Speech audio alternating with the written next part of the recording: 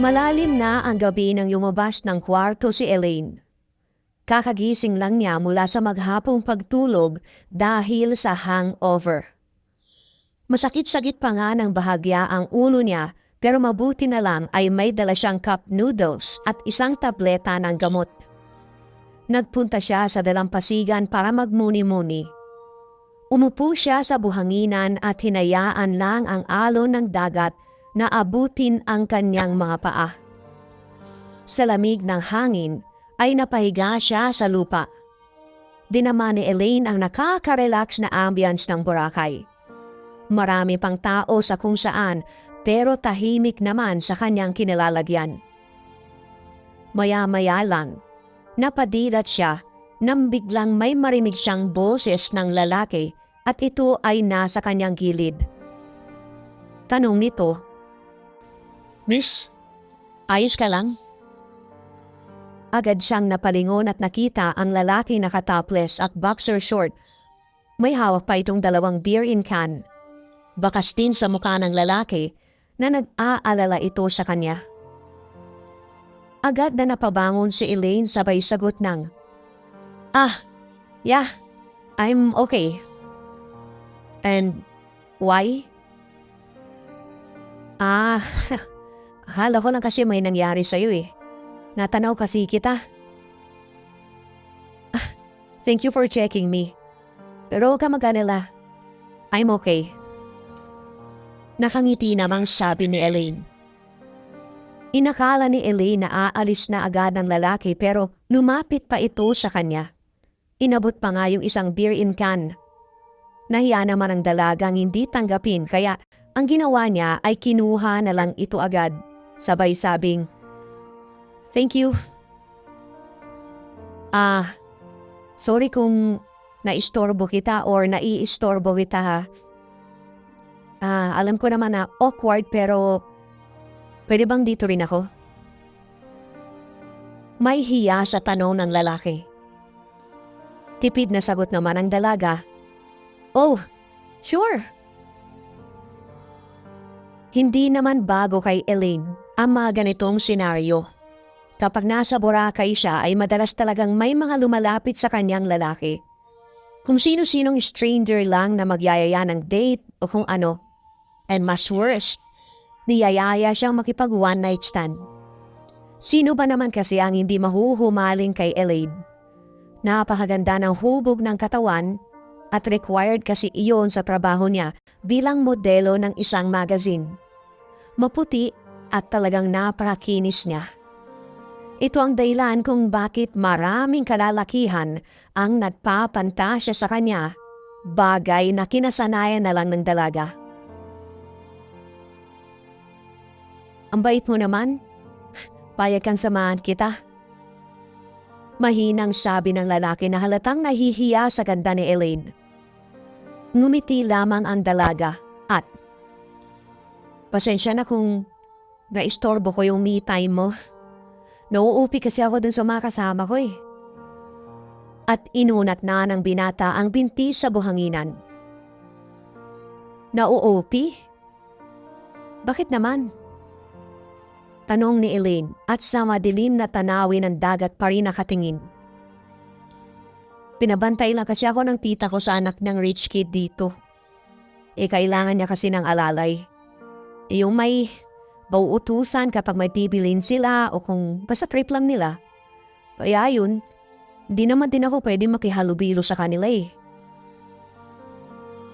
Napasalubong pa ang kilay ni Elaine matapos madinig iyon. May kung anong inis ang nabuo sa utak niya para sa pinsan ng binata. Really? Ano siya? Bata para may alalay? Ngumiti lamang ang lalaki. "Sa kanila kasi ako nakatira. Tsaka nanay niyang nagpapaaral sa akin. Sa awa naman ng Diyos, sa pamamagitan ng pagiging utusan, makakagraduate na rin ako next pasukan." Kahit hindi kilala ni Elaine ang binata, nakaramdam siya dito ng awa at may halong inis. Nakita niya agad na ang lalaking ito ay may pagsisikap sa buhay. Bigla siyang napahanga sa binata. Sa panahon kasi ngayon, bibihira na lang ang mga lalaking handang gawin ng lahat maabot lamang ang pangarap. Yun ang bagay na nakaka-turn on para kay Elaine. Karamihan kasi sa mga umaaligid sa kanya mga lalaki, mga mayayaman pero tamad sa buhay dahil may pera naman. Tanging tugon tuloy ng dalaga. I See? To be fair, bihira na nga lang yung tulad mo. Kaya keep it up.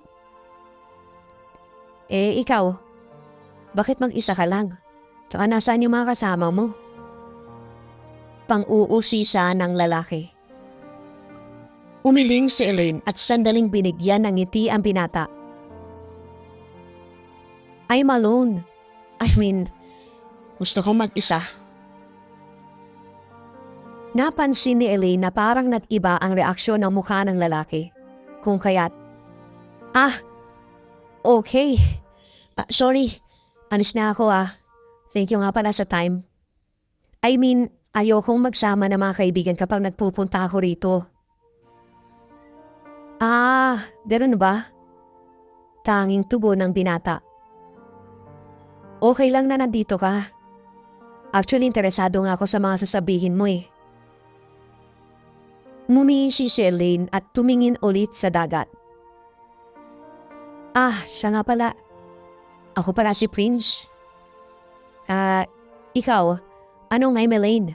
Nice meeting you. Ang dalaga na mismo ang unang nag-alok ng pagkamay at tinanggap naman iyon ni Prince.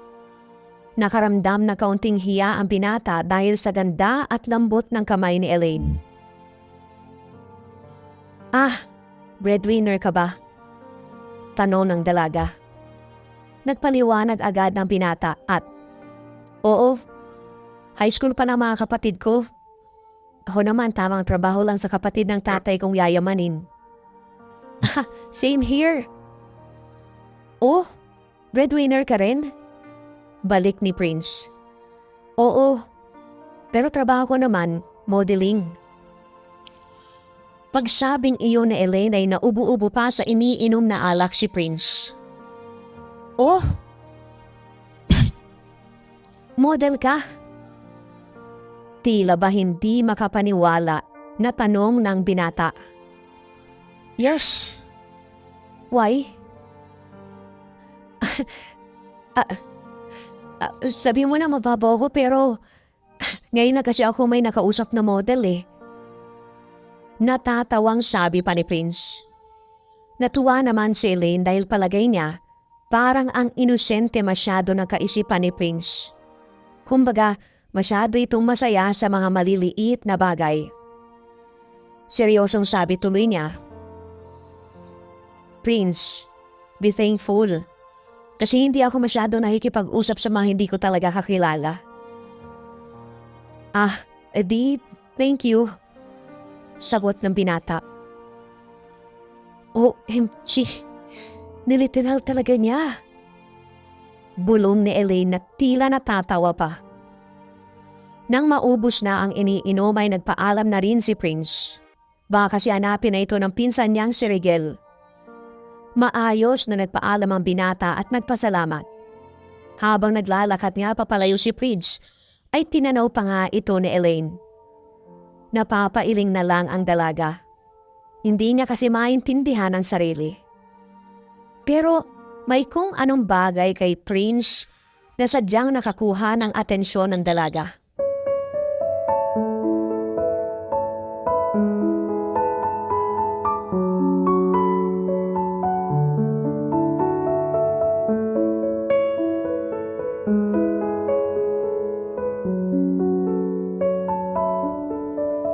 Kinabukasan ay hindi mawala-wala sa isip ng dalaga si Prince. Pagbangon niya pa lang sa umaga ay naisip agad niya kung makikita ba niya o hindi ang binata. Aminado naman siya na gusto niya ulit makausap ang binata. Marahil dahil iyon sa pagiging boring niyang mag-isa or may iba pa kayang dahilan. Pero hindi niya alam. Basta't ang maliwanag lamang sa kanya Magaan na kausap ang binata. Maghapong nagmukmuk ng unit si Elaine dahil hindi niya naman nakita si Prince nang lumabas siya. 6:00 na nga ng gabi nang maisipan niyang lumabas ng unit. Habang naglalakad sa hallway ay napangiti siya dahil doon nga'y natanaw niya si Prince. Nawala naman ang ngiti niya nang marinig ang sinabi na kausap ng binata. Ayon sa kanyang pagkakadinig, "O ito cellphone. Magdala-gala ka na nga muna dito kung saan-saan. Basta huwag kang papakita sa mga barkada ko Text lang kita kapag may uutos ako. Kung nagugutom ka, kumain ka mag-isa. Basta binigyan na kita ng pera Tsaka huwag mo akong iistorbohin." Alam mo sa totoo na bad trip talaga ako sa'yo. Hindi ko alam kung ba't ba pinasama ka pa ni Mami dito. At naglakad na ang lalaki at naiwang nakatayo si Prince sa tapat ng pinto. Napalingon ito sa gawin ni Elaine at nakaramdam ng hiya, pero pinilit niya na lang itong itago. "Uy, ikaw ulit?" Nakangiting bati ni Prince at nilapitan na ito ng dalaga. "Yun ba yung pinsan mo?" "Very rude." Sarkastikong sabi ni Elaine. "Hayaan mo na yun." Saan ka nga pala?" Ibig ko sabihin may pupuntahan ka ba?" Wala naman pero nagugutom ako Gusto ko nang kumain." Sabi ng dalaga. Napapalakpak pa ng isang beses si Prince at, "Sakto! Gusto ko kasi magluto ngayong araw. Gusto mo bang tikman yung luto ko?" Masayang tanong ni Prince. Sure ka ba?" Oo naman. Sa totoo niyan, hindi ako nasasarapan sa sarili kong luto. Kaya mas maganda kung may titikim." "Okay, sabi mo Tara sa room ko." Pagyayaya ng binata. Teka, ano gagawin natin sa room mo?" Nakaramdam ng pagkailang si Prince sa pag-emphasize ng dalaga sa room mo. Pagluluto siyempre." Wait. Ang tanong, okay lang ba sa'yo? Ibig ko sabihin, hindi ka ba nag-iisip na baka may gawin ako masama sa'yo? Magaan ang pakiramdam ko sa'yo kagabi pa lang. Tsaka mukha namang hindi ka nangangagat. Pabirong sabi ni Elaine. Naniniguro lang. Kasi syempre stranger ako, di ba? Tsaka isa pa, baka wala akong boyfriend. Kung yan ba yung sasabihin mo, sinagot ko na. At saka, guess na yan. Yan ang lahat ng mga sinasabi ng mga fuckboy At pareho na silang natawa. Sa maikling panahon ay pakiramdam ni Elaine, matagal niya nang kakilala ang binata. Hindi naman guwapo at macho si Prince. Ang mas nakaka-turn on para kay Elaine ay ang kabuuang personalidad ng binata. Sa ibang gusali ang unit ni Prince na halatang binasta lang ang pagpili. Mumurahin lang kasi yun kung tutusin. Aircon naman pero di hamak na mas maganda ang unit ng pinsan niya. Pagpasok nila ay naka-ready na ang mga lulutuin ni Prince. Pinaupo niya muna si Elaine sa isang monoblock. Sabi tuloy ng binata, "Mas maganda ipagluto kita ng chicken soup. Para kasing hanggang ngayon may hangover ka." Palihim na napangiti si Elaine doon. Paborito niya kasi ang chicken soup, lalong-lalo na kapag may hangover siya. Hindi niya tuloy maiwasang hindi humanga sa binata. Naisip lang niya, ang swerte siguro ng pamilya ng binata. Maabilidad kasi yung lalaki. 7:00 na ng gabi nang matapos nang magluto si Prince. Naihanda na rin niya sa lamesa ang kakainin nila. Sinamahan pa ni Prince ng beer in can na sobrang lamig. At, "Let's go!" Sabik na wika ng binata. Wait. I want to ask you the same thing. Ikaw ba? Hindi mo naiisip na baka may masama akong gawin sa'yo? Tanong ni Elaine sabay higop sa sabaw. Natawa tuloy si Prince. Sa ganda mong yan may magagawa ka kayang masama? Huwag kang pakasiguro. Sa panahon ngayon, maraming magandang manluloko. Hindi ba nakarating sa inyo ang memo? Di mo alam? Tugon ni Elaine na parang sarkastiko. Alam ko, pero pakiramdam ko naman kasi sa'yo. Ang layo mo sa ganong persona. For sure hindi ka naman ganon. At nangngitian lamang ang dalawa. Nagsimula na silang magkwentuhan ng kung ano-ano. Madaldal si Prince kaya napakarami na agad na nalaman ni Elaine tungkol sa kanya. Kung mag-usap nga sila ay para bang matagal na sila magkakilala. Ganoon ang pakiramdam nila sa isa't isa. As in, nagkapalagayang loob sa ganong kaikling panahon. Hanggang sa wala na nga silang iniinom na mga sandaling yun. Hindi naman sila parehong nalasing, pero kung ano-ano na lang ang pinagtatawanan nilang dalawa. Napansin na lang ni Elaine na tumatawag ang pinsan ni Prince, pero dinampot yon ng dalaga at pinatay ang cellphone. Ang sabi ni Elaine, "Storbo naman yung pinsan mo." Baka hinahanap na ako nun. O bayaan mo muna siya, just this night. Pwede bang tayo muna? I want to know you more. At tumango na lang si Prince. Kung saan-saan na napunta ang pag-uusap nilang dalawa. Hanggang sa nalaman na lamang ni Elaine na never pa parang nagkakaroon ng girlfriend si Prince dahil sobrang baba ng kumpiyansa nito sa sarili. Bigla na lang silang natahimik na dalawa nang mabanggit din ni Elaine ang usapang sex. Halatang hindi naging komportable doon si Prince. Nang magkatinginan ay napatingin si Prince sa labi ng dalaga. Umangat iyon sa mukha ni Elaine hanggang sa napaiwas na lang siya ng tingin. Hindi maipaliwanag ni Prince ang kanyang nararamdaman ng sandaling iyon. Lumalakas ang tibok ng kanyang puso at parang may kung ano sa kalooban niya na hindi talaga niya matukoy. Diyan ka lang ha. Mag-half bath lang ako. Ang init eh. Sabi ni Prince kahit na bukas naman at nakatodo ang aircon. Okay.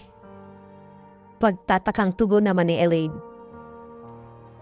Habang naliligo ay hindi pa rin mawala-wala ang kaba niya. Pilit niyang inaalis sa isip ang pagkaakit sa kagandahan ng dalaga. Sandali lang naligo ang binata.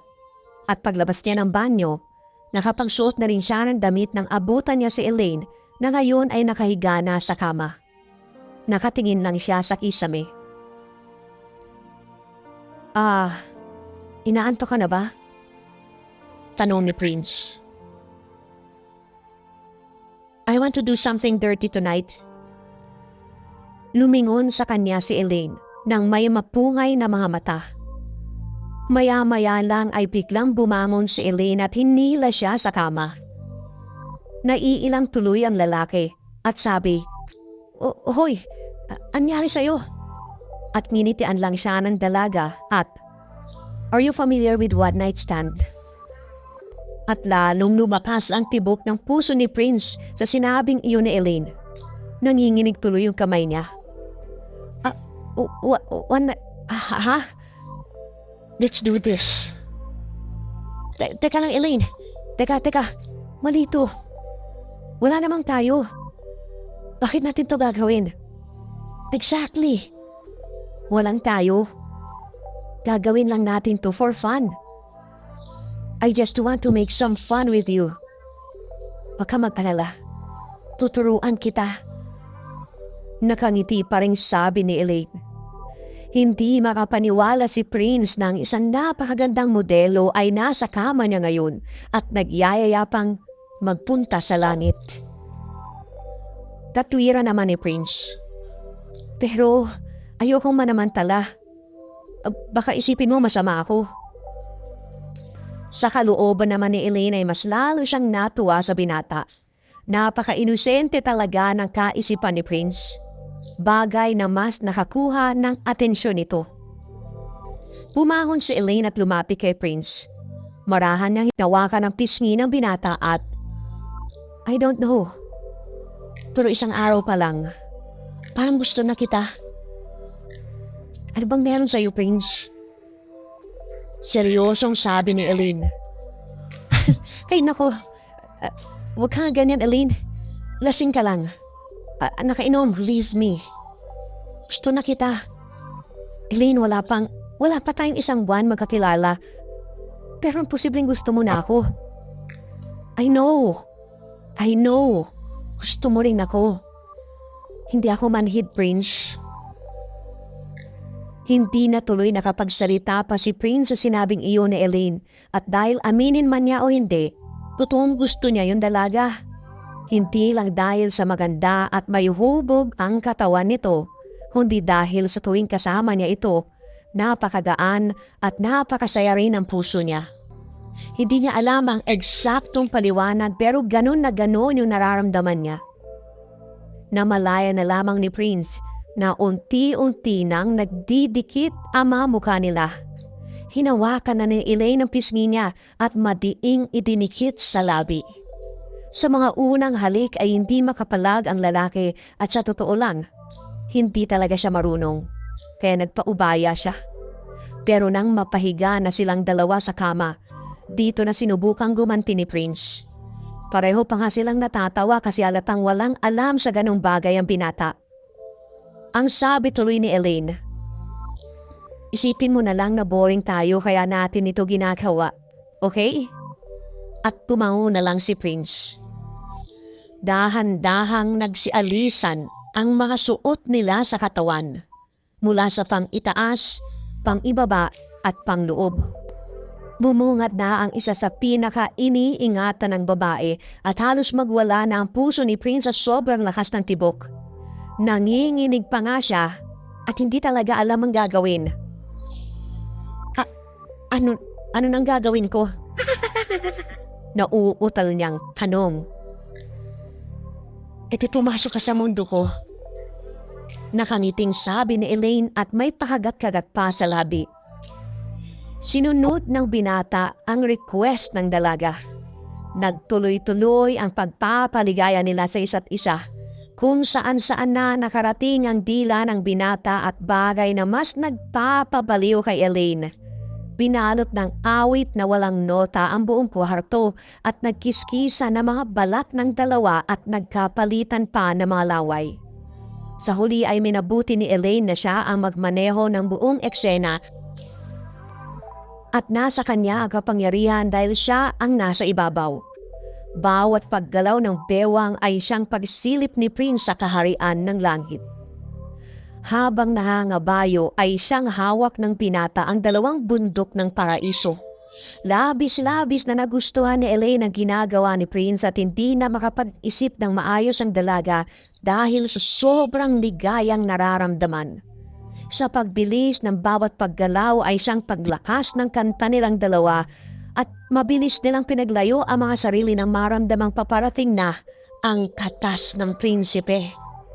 Habol ang kanilang hininga at kapwa napapangiti. Matapos noon, natatawang tanong ng dalaga, "How's your first time?" Nakangiting sagot naman ng lalaki, "Ang saya. Ang sarap." Pagkatapos na makamundong ginawa nila, ay mas lalong lumalim ang kanilang pagsasama. Parang mas naobliga pa nga silang dalawa na dapat ay makita nila ang isa't isa palagi.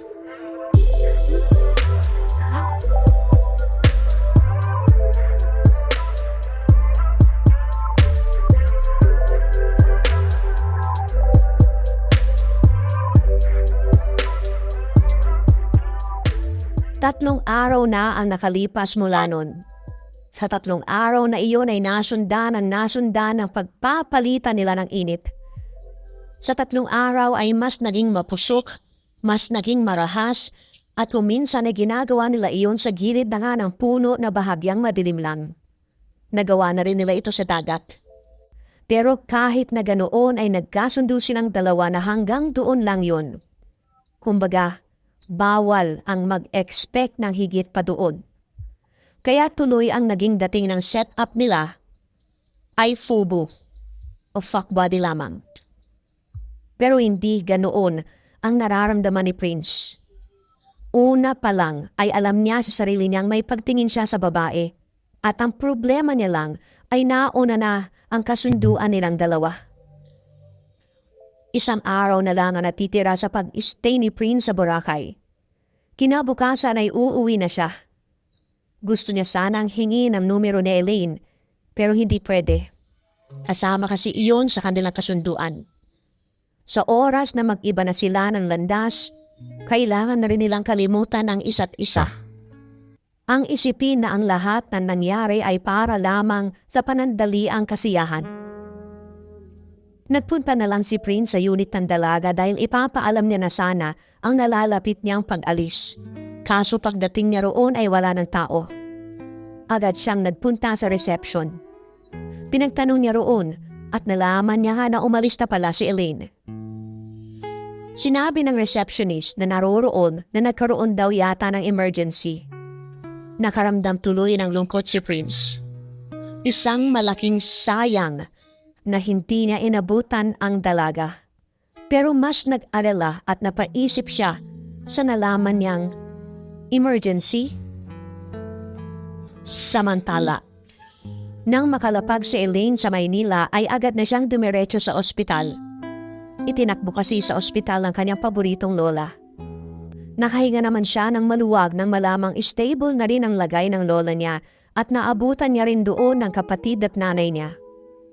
Nang wala nang naging problema, ay minabuti ng nanay niya na magpahinga na muna. Makalipas lang ang 1 linggo, nakalabas na rin ang lola niya. Kailangan na rin niyang magbalik ng trabaho. Malaking pera ang nawala sa kanila kaya kailangan niya kumayon at bumawi. Nang nasa taxi na siya papuntang trabaho, ay biglang sumagi sa isipan niya si Prince. Napakagat siya sa labi nang mapagtanto na hindi man lang siya nakapagpaalam ng maayos ni hindi nga rin niya natanong ang buong pangalan. Sa kalooban ng dalaga, nanghihinayan din siya. Inaamin niya na nalungkot din siya sa idea na baka hindi na nga sila magkita pang muli. Napakalalim tuloy ng buntong hininga niya matapos nun. Kinuha niya ang cellphone sa bag para ma-check ang social media account niya. Pagtingin niya sa message request ay may isang pangalan na pamilyar ang first name. Prince James M. Mariano. Kinabahan agad si Elaine.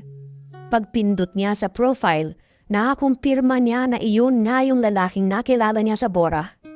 Kaya, oh my God! Bulong niya. May isang mensahe pa nga na naroroon kaya binasa niya agad. Ang sabi, "Hello, ako to si Prince. Nag-decide ako na kunin yung pangalan mo sa reception kasi umalis ka nang walang paalam. Dalaman ko na may emergency kaya ayos lang. Kaya ang ginawa ko, hinanap kita dito sa Facebook at salamat nakita kita. Gusto ko lang sabihin sa'yo na nakauwi na rin ako dito sa Maynila. Taga Maynila ka lang din pala. Baka pwede tayo magkita.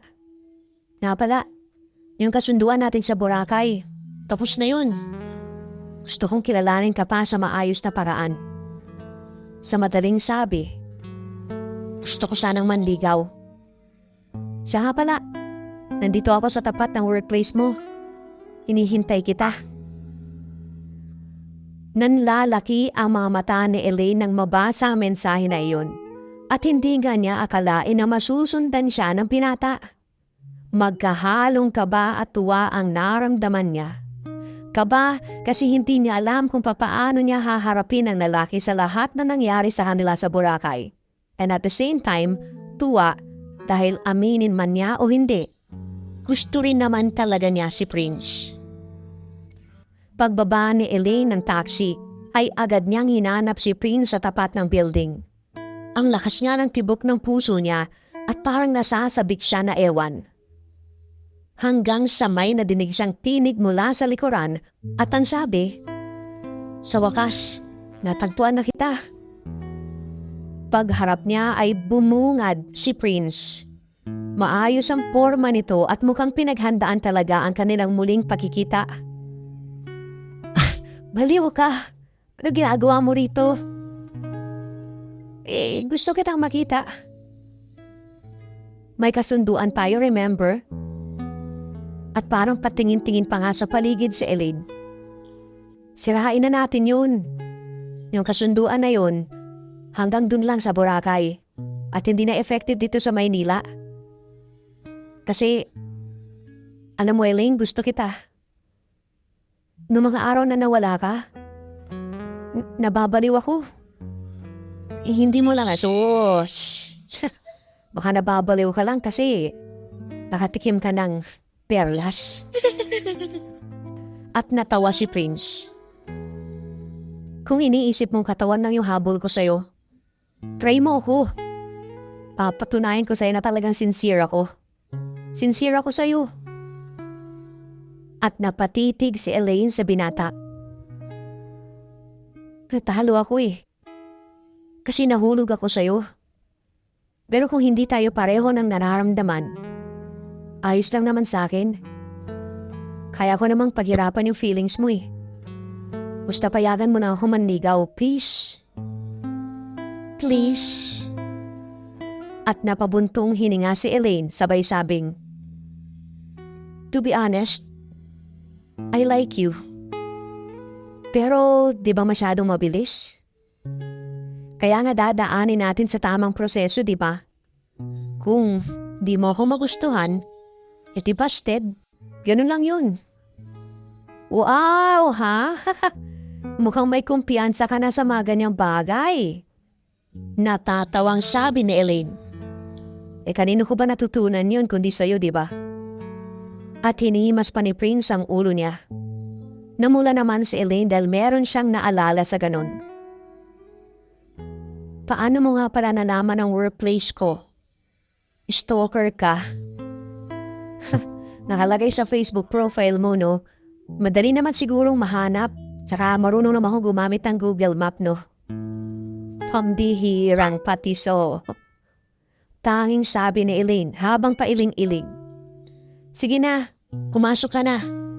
Mamaya susunduin kita, sabi ni Prince. Seryoso ka? Pag-uulit ng dalaga. Bigla siyang niyakap ni Prince. Nabigla naman si Elaine sa ginawa niya. Pakiramdaman mo ang puso ko. Mahal ka niyan. Mahal na mahal ka na niyan. Pagsabing iyon ni Prince ay lumakas ang tibok ng puso ni Elaine. Mas naramdaman niya kung gaano niya kagusto ang binata. Sadyang hindi lang siya makapaniwala na aabot talaga sila sa ganitong sitwasyon. Hanggang sa, mahal na mahal kita, Elaine. Alam ko namang hindi ako katulad ng mga ibang lalaking pumoporma sa'yo. Pero papatunayan ko na isa ako sa mga deserving. Hinalikan na lamang siya ni Prince sa noo at pagkatapos, hinalikan din siya ng binata sa kanan niyang kamay. Halatang halata ang pamumula ni Elaine. Unang beses lang kasi na may humalik sa kamay niya, kaya hindi niya maipaliwanag ang kilig na nararamdaman. Balisang nagpaalam si Elaine sa binata at pumasok na rin sa building. Hindi pa rin pumapasok lahat sa utak niya ang biglang pagdating ni Prince sa buhay niya. Buong akala nga niya, sa sarap lang matatapos ang lahat. Sa Boracay lamang magwawakas ang kanilang pag-iisa. Yung hinahangad niya noon na sana ay magkaroon sila ng romantic relationship na para bang unti-unti nang natutupad. Bakit naman hindi? Matino at maabilidad na lalaki si Prince at natural lang na magkaroon din siya ng pagtingin sa lalaki. Masayang sinimulan ni Elaine ang pagtatrabaho at ang ganda nga ng aura niya at napapansin niyo na mga kapwa niya modelo. Masaya siya dahil alam niya meron ng taong maghihintay palagi sa kanya. Hinayaan niyang gawin ni Prince ang gusto niya. Bibigyan niya ito ng chance para makilala ng husto ang sinasabing pagmamahal ng lalaki sa kanya. Ang dapat na lang niyang isipin ngayon ay kung paano niya ipakikilala sa mga magulang niya ang lalaki. Pero madali na yon.